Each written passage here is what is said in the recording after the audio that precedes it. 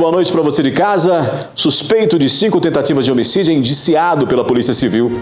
Levantamento da Polícia Militar aponta a redução dos números da criminalidade em Patos de Minas em 2025. E mais. Você vai ver também, a gente vai falar sobre os confrontos da primeira rodada do Campeonato Brasileiro. Começa hoje, né? Vamos falar também de superação e sonho realizado do atleta Jonathan Kaique, da base do Mamoré ao futebol profissional. A unidade do Ministério Público de Patos de Minas, do Ministério do Trabalho de Patos de Minas, está entre as com maior registro de trabalho análogo à escravidão no estado. Você vai ver também que moradores relatam a angústia de conviver com a possibilidade de alagamentos no Rio Paranaíba, em Patos de Minas. O bom desempenho do recorde do agronegócio mineiro em 2025, os alertas para os golpes envolvendo contas de energia. Você vai ver também que a Prefeitura cumpriu determinação judicial para a limpeza de imóveis tomados por lixo em Patos de Minas. A gente fala também de crueldade, comoção e justiça, a repercussão do caso do cachorro Orelha. É agora, no NTV News.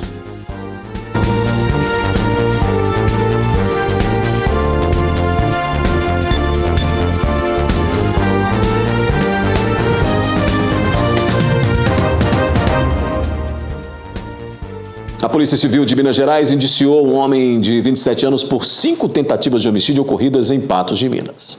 A Polícia Civil encerrou o inquérito referente a uma tentativa de homicídio que aconteceu no dia 9 de janeiro deste ano em Patos de Minas. O fato aconteceu no bairro Nossa Senhora das Graças, na Avenida Deputado Binga, aonde, segundo as informações, um homem estava debaixo de uma marquise, escondido. E ele teria, assim que ele percebeu um veículo, que estava com cerca de 5 pessoas dentro desse carro, ele percebeu esse veículo chegando, achou que era um veículo, que poderia fazer algum tipo de mal às pessoas, fazer algum mal a ele, já que ele já estava ali há muito tempo aguardando por um outro veículo. Apenas saiu dessa marquise e já começou os disparos de arma de fogo. O indivíduo, ele acreditando que estava sendo atacado ou que seria atacado por algum inimigo, ele sacou de uma arma de fogo ali no bairro Nossa Senhora de Fátima e efetuou o disparo de arma de fogo querendo acertar 5 pessoas. 4 pessoas estavam dentro de um veículo, carro, e mais uma pessoa que estava numa motocicleta. Ele efetuou 4 disparos contra as pessoas que estavam dentro do veículo, vindo acertar um menor de idade que se encontrava naquele carro, considerando aí que tínhamos aí 3 menores de idade e uma maior de idade conduzindo o veículo. Os disparos só não acertaram outras pessoas por circunstâncias alheias à vontade do agente. Ele também, no mesmo momento, ele verificando de uma moto próxima ao carro, moto essa, estava aí realmente atrás desse veículo, mas todas essas pessoas tinham acabado de sair de um jogo de futebol. Ele mira contra esse rapaz, essa vítima, que está na motocicleta, e efetua também 2 disparos de arma de fogo, não acertando a vítima também, porque ele errou a pontaria. Isso não implicou em nada de diminuição de pena no sentido estrito. Ele então foi indiciado por um homicídio, os 5 homicídios tentados, todos eles na forma qualificada, as qualificadoras motivo fútil, também a qualificadora de perigo comum e a qualificadora de dificuldade de defesa da vítima. Penas aí que podem chegar a mais de 30 anos de cadeia, caso ele seja condenado por esses 5 tentativas de homicídio que foram também feitas contra menores de idade, o que pode aí levar a uma ampliação desse crime com relação a esse indivíduo. Ele se encontra, fizemos alguns pedidos ao Poder Judiciário e ele não foi localizado pela Polícia Civil nem pela Polícia Militar. O passageiro de um ônibus foi preso por contrabando na BR-146 em Patos de Minas nesta terça-feira. Em fiscalização a um ônibus fretado na BR-146 em Patos de Minas, que saiu de São Paulo com destino ao norte de Minas, a Polícia Militar Rodoviária encontrou uma caixa com 43 unidades de cigarros eletrônicos produzidos em outro país. A comercialização de vapes é proibida no Brasil. Por isso, o dono da mercadoria foi preso por contrabando e encaminhado à Polícia Federal em Uberlândia. Um carregamento de drogas com destino a Rio Paranaíba foi interceptado pela Polícia Militar Rodoviária em abordagem a um carro. Os militares perceberam o nervosismo do motorista e também do passageiro, além de um forte cheiro de drogas. Foram encontrados embaixo do banco 10 barras grandes de maconha e 3 porções grandes de crack. Um homem de 35 anos de idade foi preso. Patos de Minas registrou queda nos índices de criminalidade em 2025. O levantamento aponta que os crimes de furto e roubo tiveram uma redução superior a 55%, isso em comparação com o ano anterior. Muita satisfação que a gente anuncia aqui o fechamento do ano de 2025 com ótimos resultados, com expressivas reduções criminais em várias modalidades, né, inclusive modalidades de furto, roubo, né, com 26% de redução de furtos no município de Patos de Minas, mais de 60% de redução nos roubos ocorridos aqui também no município e fruto do trabalho das estratégias que a Polícia Militar adota na questão preventiva, né, as ações integradas também com outros órgãos, né, Polícia Civil, Ministério Público, Poder Judiciário, né, outros órgãos também que não de segurança pública, mas que nos auxiliam e muito na questão do combate à desordem, né, através até mesmo como exemplo as abordagens sociais que são feitas aí em conjunto com o poder público local. Então são, né, vários fatores que interferiram aí para esses resultados. A abordagem social é uma das estratégias que a Polícia Militar adota dentro do contexto do conceito de polícia comunitária, né, é uma das estratégias que nós adotamos para fazer frente a esse problema da comunidade. Problema este que não está relacionado somente ao crime, mas também, né, ao medo do crime e à desordem. Então, todo problema da comunidade é sim um problema da Polícia Militar. Às vezes as pessoas ficam com medo, mas a incidência nem é tanta. Mas a gente trabalha através das abordagens sociais, através do policiamento preventivo, tentando aumentar essa sensação de segurança da comunidade. Tenente, e a gente sabe, números bons para 2025 e a população, claro, a Polícia Militar também, querem abaixar esses números ainda mais, né, conseguindo isso. Como é que já está o trabalho da Polícia Militar no intuito de reduzir ainda mais esses números? A Polícia Militar segue firme, né, nas estratégias adotadas, já em mente, né, os eventos que estão por vir, né, Carnaval e outros eventos, já com as tratativas e planejamentos já iniciados já há um tempo. E nós orientamos a comunidade com relação à questão da incidência de furtos, agora nesse início do ano de 2026, nós orientamos a comunidade, né, que adotem medidas de autoproteção, aquelas pessoas que estão ali com obras em andamento, tentem, na medida do possível, fazer o isolamento, o cercamento daquela obra, não deixem ali naquela obra ferramentas, outros produtos ali de valor, né? Invistam também em tecnologias, câmeras de monitoramento, cercas elétricas, alarmes, né, que possam auxiliar na questão de prevenção. De igual forma, né, para as residências, a gente orienta que as pessoas não deixem ali sinais que a casa está sozinha, né, por exemplo, luzes acesas aí durante o dia, durante a noite. Procure contactar um vizinho ali mais próximo, né, e comunique ele a ausência da residência naquele final de semana, naquele período, para que aquele vizinho possa ser um vigilante ali, ele possa estar observando o monitoramento ali daquela residência, se tem alguma movimentação atípica que possa acionar a Polícia Militar. Também com relação aos veículos, nós orientamos, né, que as pessoas não deixem de forma exposta no interior do veículo, né, bolsas, carteiras, telefones celulares, né, que possam ali atrair aquele criminoso a arrombar o veículo e subtrair o bem. E também não deixem, né, o veículo ali aberto, destrancado, chave na ignição da motocicleta, né? Às vezes a gente percebe aí até, além da chave, até o capacete ali já no retrovisor, né? Adotando essas medidas de proteção, de autoproteção, né, com certeza um crime, né, ou vários crimes podem ser evitados. Depois do intervalo, a gente fala sobre os confrontos da primeira rodada do Campeonato Brasileiro e ainda superação e sonho realizado. Jonathan Kaique, da base do Mamoré ao futebol profissional.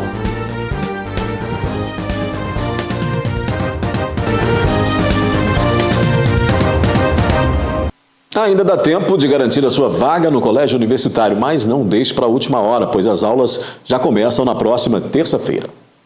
Uma oportunidade para você que quer ter um futuro brilhante. O Colégio Universitário está com inscrições abertas para o ano de 2026. Aqui ao meu lado o professor Fernando, que vai passar mais informações sobre essas inscrições. Professor, a gente sabe todo o trabalho incrível que é realizado pelo colégio, né? E agora com novas vagas aí para novos alunos, certo?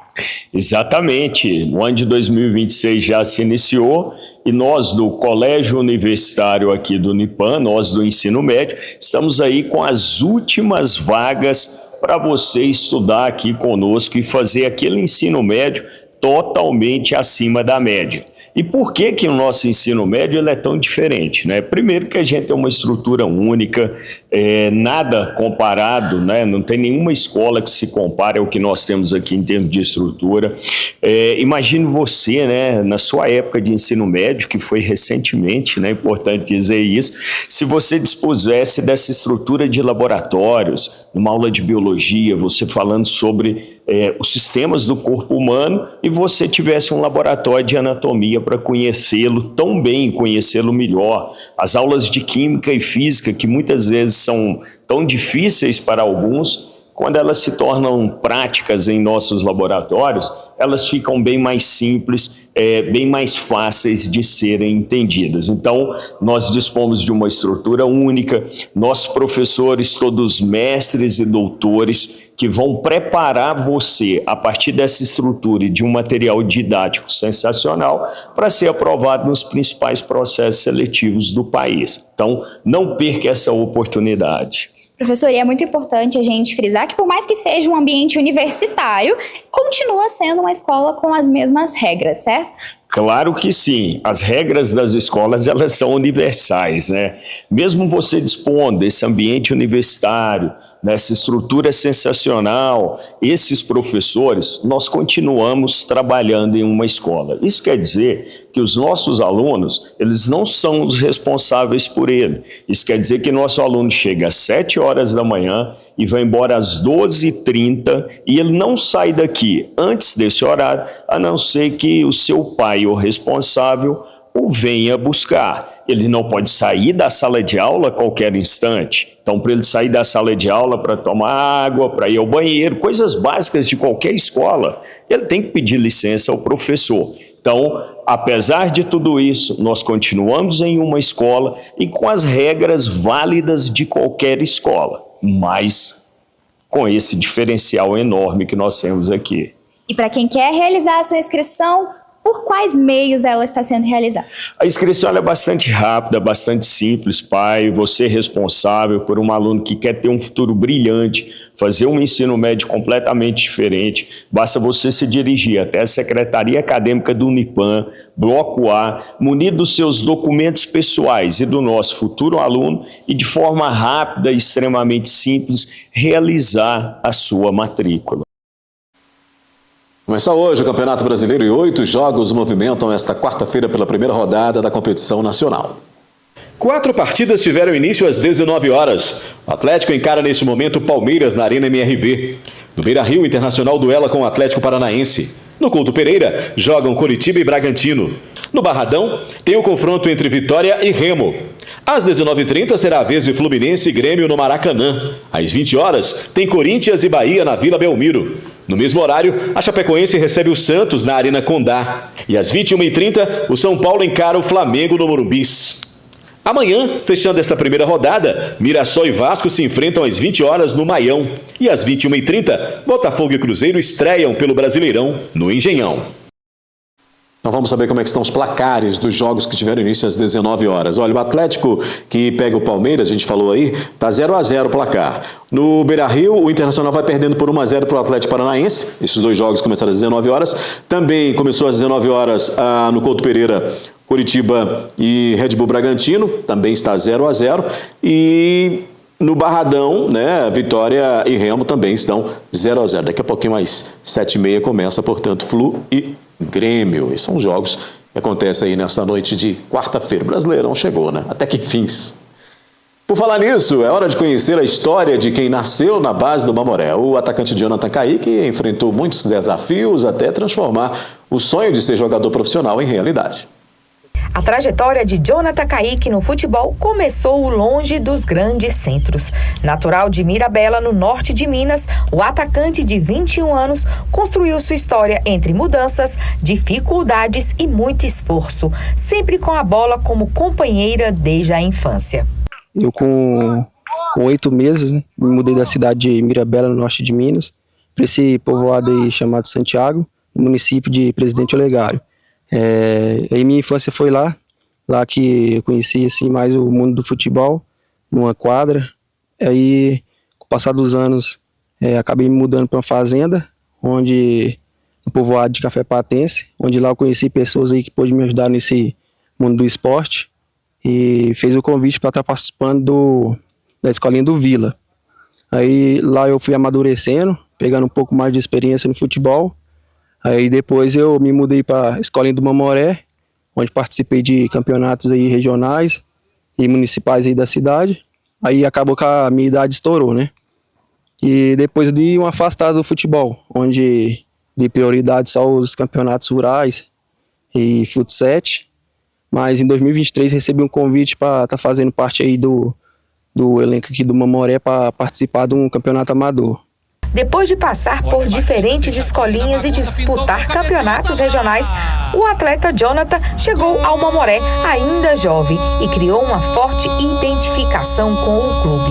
2023 aí foi só um ano de glórias e de bênção, né? Onde fiz minha primeira estreia como atleta profissional, meu primeiro gol também. E de lá pra cá, graças a Deus, foi só coisas boas acontecendo na minha vida. Desde pequeno, Jonathan já mostrava muita dedicação, mesmo com dificuldades. Ele nunca deixou de treinar, de ouvir e de se esforçar para melhorar. Sempre foi muito focado e determinado. Hoje eu já não trabalho aí no meio escolar, né? Mas naquela época, me lembro, naquela oportunidade em que o Kaique estudou lá na Escola Municipal Major Augusto, no distrito de Areado, né? Eu senti que ele já tinha potencial, né? E nas aulas de educação física, qual que é a função do educador enquanto professor de educação física? É ter um olhar clínico, né, de quem ele tem na mão. E se aparecer algum talento, orientar, encaminhar esse jogador de qualidade técnica. O que a gente fez naquela oportunidade foi isso, né? Orientar o Kaique. Aí eu acho que essa orientação valeu a pena, porque ele estourou no Mamoré, né? Teve a oportunidade de atuar aí no Itabirito, também no Paracatu, né? E agora recebendo vários convites para continuar esse ano no Mamoré e até mesmo para disputar aí outras competições fora do estado.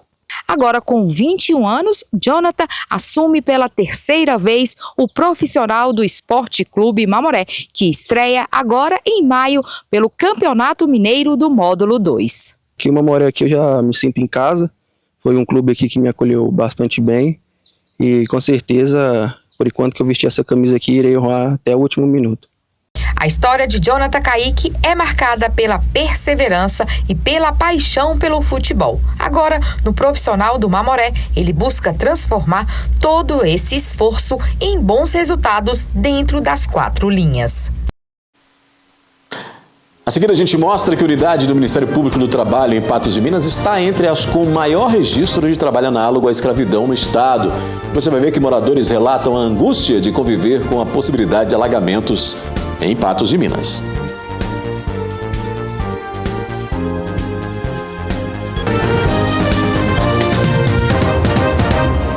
28 de janeiro é o Dia Nacional do Combate ao Trabalho Escravo. A data foi escolhida também para relembrar a morte de 3 auditores fiscais do trabalho e um motorista durante uma operação de combate ao trabalho escravo na cidade de Unai, em 2004. O trabalho análogo ao de escravo acontece quando uma pessoa é obrigada a trabalhar em condições desumanas. Isso pode incluir restrição da liberdade, ambiente degradante, jornadas excessivas ou até quando o trabalhador fica preso a dívidas com o empregador. De acordo com o Ministério Público do Trabalho de Minas Gerais, só no ano passado foram instauradas mais de 200 investigações no estado. E entre as unidades com maior número de registros está Patos de Minas. Uma das investigações aconteceu em Tiros. 5 trabalhadores recrutados na Bahia foram encontrados em condições análogas à escravidão na atividade de roçagem de pasto, com jornadas excessivas, falta de equipamentos de segurança e consumo de água imprópria. O caso resultou na condenação dos empregadores ao pagamento de R$1 milhão por dano moral coletivo e na inclusão dos nomes na lista de exploradores de trabalho escravo. Casos de trabalho escravo podem ser denunciados pelo Disque 100 ou pelo site do Ministério do Trabalho, por exemplo. Com o encerramento do período das férias escolares e esse aumento no fluxo de veículos nas rodovias mineiras, o DR reforça uma série de orientações aos motoristas neste retorno para casa. Com a aproximação do fim das férias, aumenta o fluxo de veículos nas rodovias mineiras. E o Departamento de Estradas e Rondagem de Minas Gerais, o DR, reforça uma série de orientações aos motoristas que pegam a estrada nesse retorno para casa. Faça uma verificação no seu veículo, a parte elétrica, pneus, limpador de para-brisa. Lembrando que estamos em época de chuva e todo cuidado com a sua segurança ainda é pouco. Certifique-se de que todas as bagagens estejam no porta-mala. Os ocupantes do veículo devem utilizar o cinto de segurança. Celular deve ficar longe do motorista. É importante que você faça uma verificação no trajeto que você vai utilizar e verificar no site do DR como andam as condições das rodovias. Importante que você respeite a sinalização, principalmente a velocidade. Mantenha de acordo com os padrões de segurança. Em meio ao período chuvoso e as oscilações no volume de água do Rio Paranaíba, que neste início de ano já chegou a mais de 8 metros acima do nível normal, como a gente viu recentemente, e sofreu recuo nos últimos dias, moradores de vários bairros convivem com os riscos de possíveis alagamentos. As fortes chuvas elevaram rapidamente o nível do rio em Patos de Minas. Na segunda-feira, a marca chegou a 8 metros e 37 centímetros, colocando em alerta moradores de áreas ribeirinhas, como os bairros Vila Rosa e Jardim Paulistano. Moradores ribeirinhos relatam medo e insegurança. Muitos já enfrentaram outras enchentes nos últimos anos e precisam sair de casa às pressas, deixando para trás móveis e pertences. É muito desesperador, né? Porque mais que a água já estava assim bem próxima, parece que você não quer acreditar e fica atrasando a saída. Então, assim, a gente deixou muito para cima da hora, perdi muito. Questão de coisa assim de casa, né? Deu para tirar pouca coisa. Eu perdi todo, assim, questão de guarda-roupa, roupa, documentos, coisas antigas da gente. Então, assim, é desesperador. Você pensa assim, igual hoje, passar tudo aquilo de novo, porque, na verdade, não foi só em 2020. Aqui em casa, toda chuva grossa, se a gente não ficar esperta, a chuva vem e entra pela rede de esgoto e é aquele caos, que entra dentro da casa. Então, assim, se você não ficar batendo a noite inteira, essas chuvas mesmo dá para tirar a gente em questão de balcheira, essas coisas. Eu vou lá naquela alta ali, ó, que dá para ver o rio, até 3 vezes no dia. Já mandei indicar também os meninos ir lá ver, que daqui também derrama. Se daqui vier, desse lado de cá, ó, é pior. Aí então transborda de uma vez. A gente fica assim, em desespero mesmo. É a da vizinha ali do fundo ali, a minha, primeiro que enche. Se ele sobe mais meio metro, eu já vim aqui em casa, já no fundo do quintal aqui.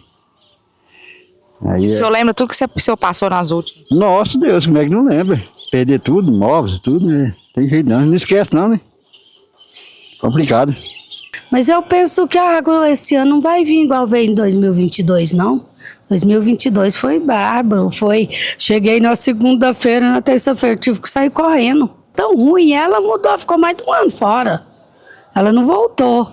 Madalena ali mudou, ficou, eu ia, voltava, começava a encher, ela ficava com medo, ia embora, depois pagando aluguel, depois voltava de novo, sabe? Então, eu fico com medo por causa disso, mas por mim não. Tô com medo. A gente não sabe o que vai acontecer, né? Mas diz que a Defesa Civil falou que não vai ter problema esse ano, né? A senhora domingo ficou até nervosa, a senhora tá conversando? Fiquei nervosa.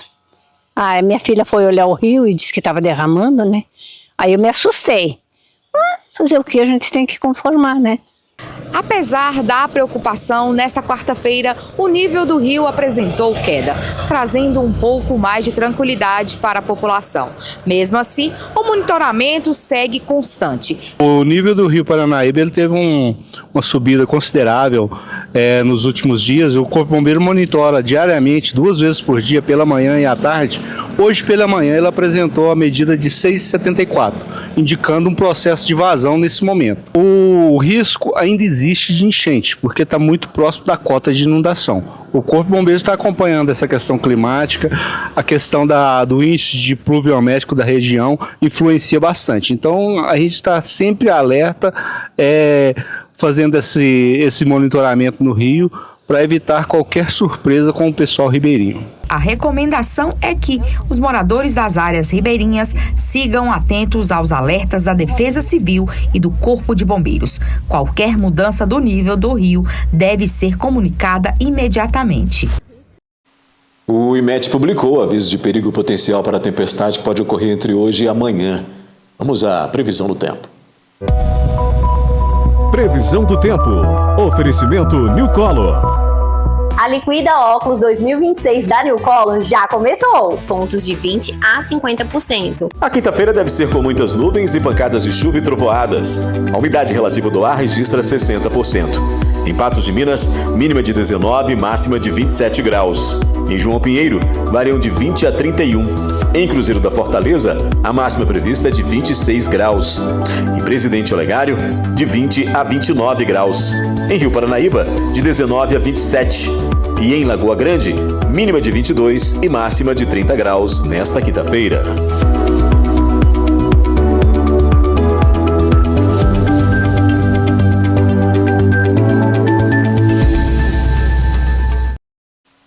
Em instantes aqui no News, o bom desempenho do agronegócio mineiro em 2025.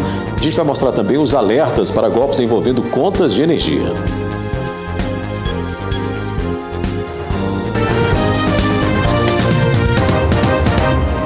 O agronegócio mineiro fechou 2025 com resultado histórico, impulsionado principalmente pelo desempenho do café. Outros produtos importantes, como o leite e a soja, também apresentaram crescimento e contribuíram para o avanço do setor.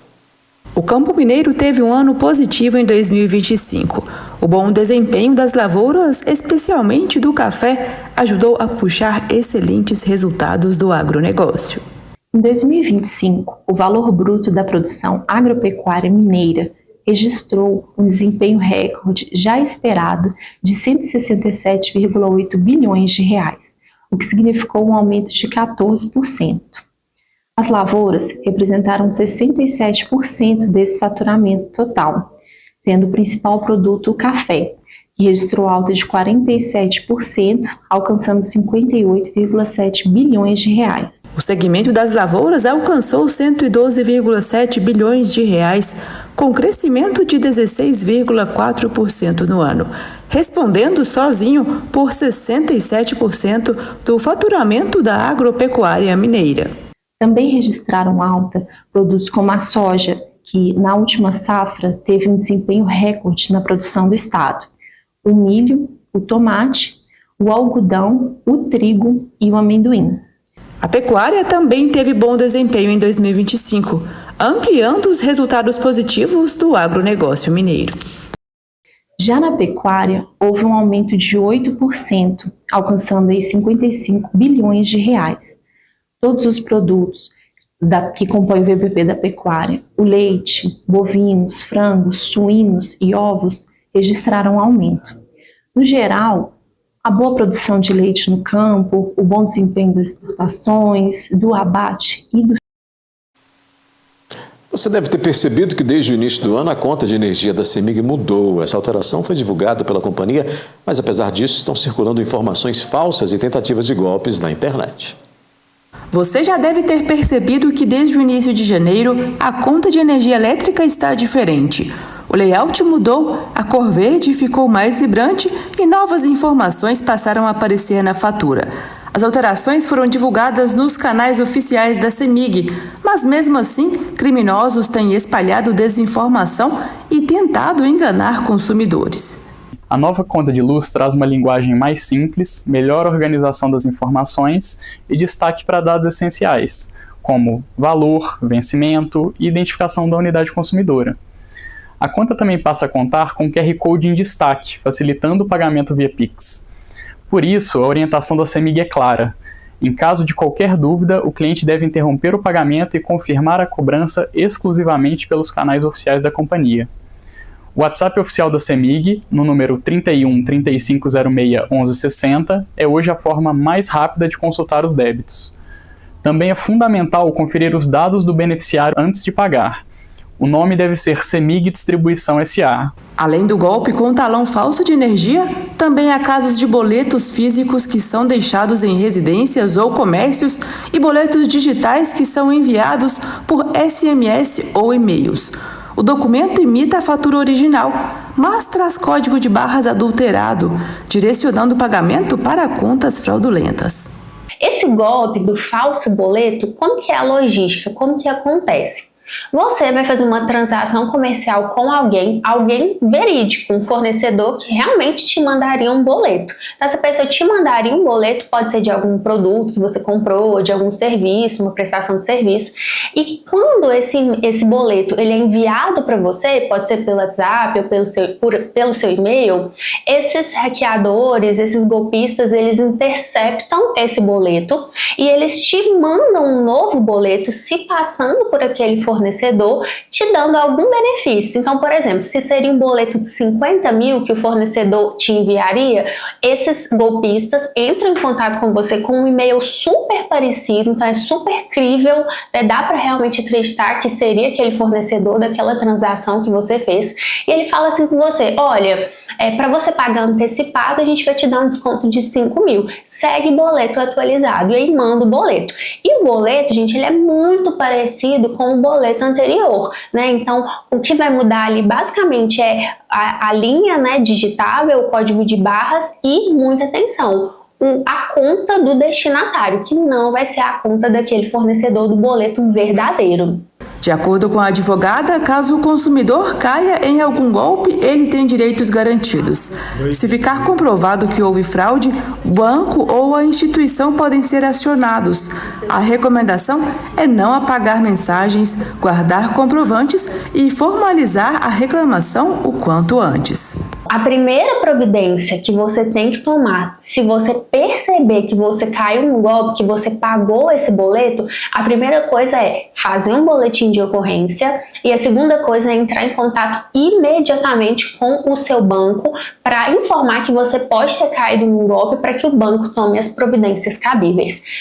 Tendo feito o boletim de ocorrência e tendo entrado em contato com o banco, aí, se nenhuma atitude for tomada, você pode judicializar essa questão para tentar, né, obter aí o reembolso desse valor. Daqui a pouco, aqui no News, Prefeitura cumpre determinação judicial para a limpeza de imóveis tomados por lixo. E ainda, crueldade, comoção e justiça, repercussão do caso no cachorro-orelha.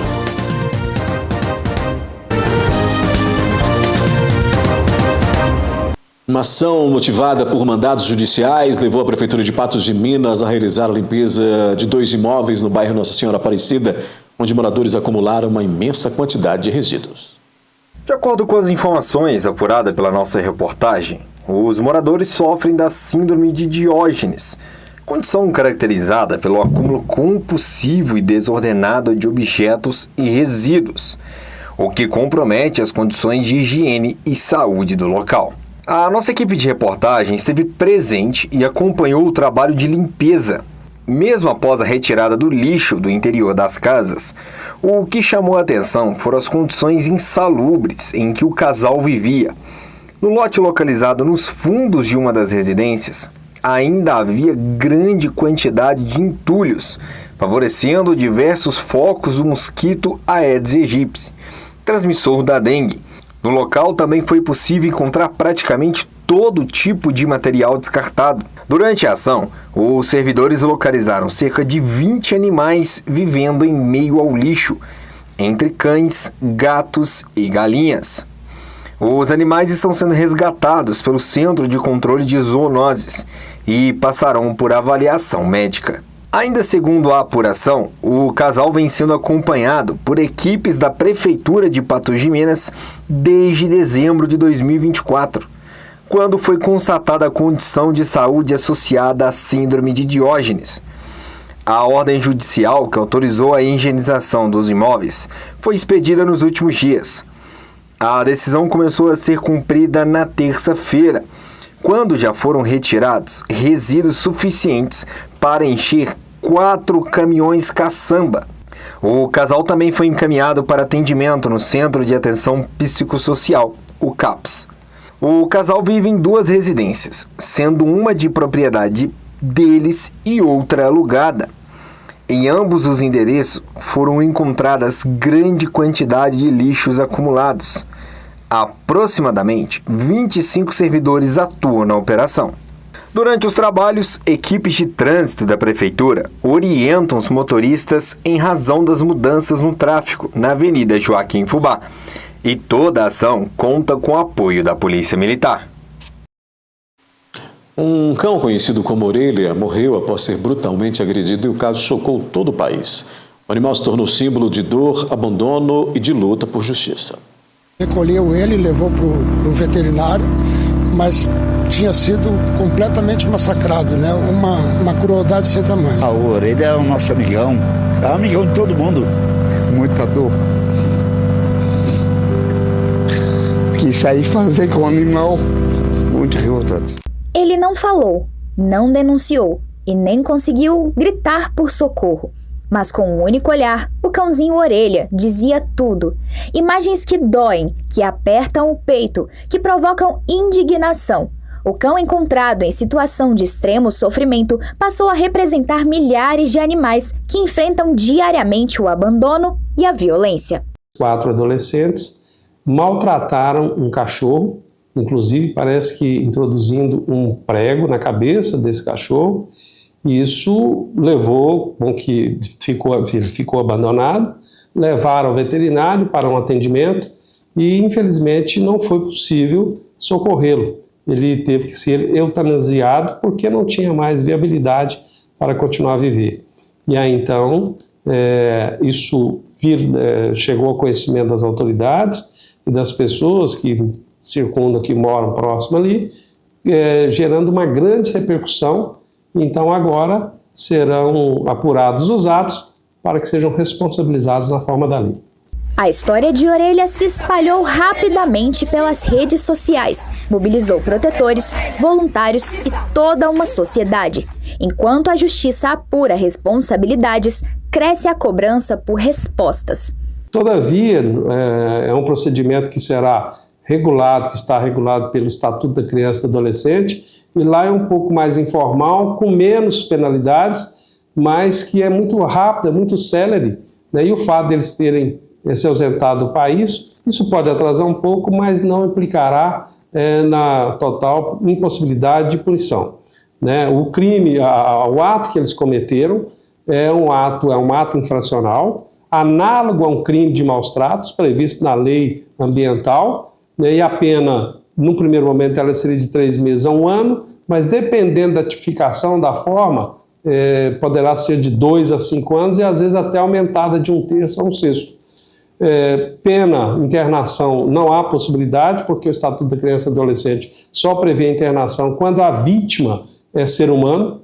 Sendo então animal, nós vamos ter uma das outras medidas socioeducativas que serão aplicadas ao caso, que pode ser uma advertência, pode ser uma internação, uma semi-liberdade ou prestação de serviço comunitário. Isso virá com certeza e a Justiça vai analisar qual que é a melhor medida a ser aplicada. Para quem acompanha de perto, a dor ainda é recente, mas a esperança é que a história de Orelha não termine apenas em comoção. O medo da impunidade ainda é real, principalmente levando em consideração a idade dos envolvidos e o poder aquisitivo dos familiares, que, de acordo com denúncias, estão se mobilizando para coagir e ameaçar pessoas que falam sobre o assunto. Isso gera um crime, né, para as pessoas sendo maiores de idade. Os familiares maiores de idade vão responder na seara criminal. Pode ser uma coação, pode ser uma ameaça, isso está sendo apurado, e há informações de que a polícia até já encerrou esse inquérito e já o encaminhou para a Justiça para que a denúncia seja oferecida contra aqueles que eventualmente tiverem praticado o ato. Tudo isso, né, são novos atos, são novas ameaças, são novos fatos que com certeza serão investigados, apurados, e gerando novas consequências de ordem criminal, civil, para aqueles que forem vítimas desses atos que os familiares estão cometendo. Enquanto isso, moradores e visitantes de Florianópolis compartilham nas redes sociais vídeos do animalzinho, que era tão querido por todos que tiveram o prazer de conhecê-lo. E lá vai o Orelha com as meninas. Ele almoçava com a gente todo dia. Tchau, Orelha! A gente já vai, tá, meu filho? Ó, a gente já vai, você fica aqui no Sana. Nas próximas férias a gente volta a te encontrar, tá? Tchau, meu filho, tchau. Orelha e a Pretinha estão passeando com a gente.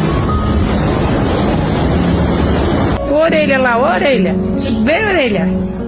Proteger quem não pode se defender é dever de todos nós. Denunciar maus tratos é um ato de cidadania e o silêncio, nesses casos, também machuca.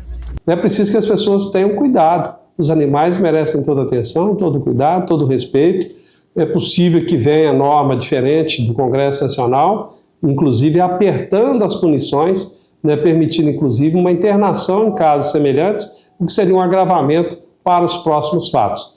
E a sociedade está atenta, sim, e as pessoas devem evitar. Nós temos tomado conhecimento de várias infrações penais atingindo os animais, e isso a sociedade tem que entender que não cabe mais, não podemos mais praticar esse tipo de atitude. Outras notícias você acessa o portal patujá.com.br. Uma boa noite para você e até amanhã.